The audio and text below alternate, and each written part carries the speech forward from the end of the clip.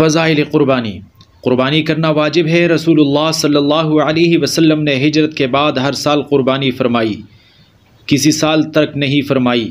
जिस अमल को हुज़ूर सल्लल्लाहु अलैहि वसल्लम ने लगातार किया और किसी साल भी ना छोड़ा हो तो ये उस अमल के वाजिब होने की दलील है।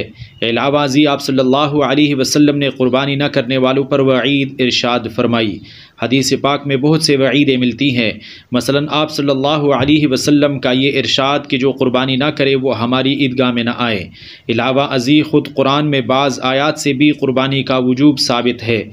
जो लोग हदीस पाक के मुखालिफ है और उसको हुज्जत नहीं मानते वो क़ुरबानी का इनकार करते हैं। उनसे जो लोग मुतासिर होते हैं वो कहते हैं कि पैसे दे दिए जाएं या यतीम खाना में रकम दे दी जाए।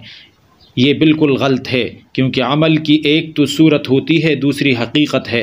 क़ुरबानी की सूरत यही ज़रूरी है, इसकी बड़ी मसलहतें हैं, इसकी हकीकत इखलास है। आयत कुरानी से भी यही हकीकत मालूम होती है।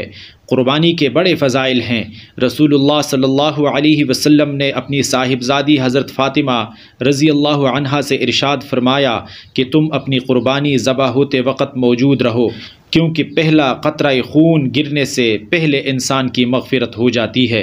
सुबहान अल्लाह। अल्लाह ताला हम सब क़ुरबानियों को कबूल फ़रमाए और अल्लाह ताला इसके बदले हमें अपनी रज़ा की दौलत अता फ़रमाए। आमीन सुम्मा आमीन या रब्बल आलमीन। आप लोगों से गुजारिश है, अगर आप लोगों ने हमारे इस यूट्यूब चैनल को सब्सक्राइब नहीं किया तो सब्सक्राइब करना मत भूलिएगा। बहुत शुक्रिया। अल्लाह हाफ़िज़।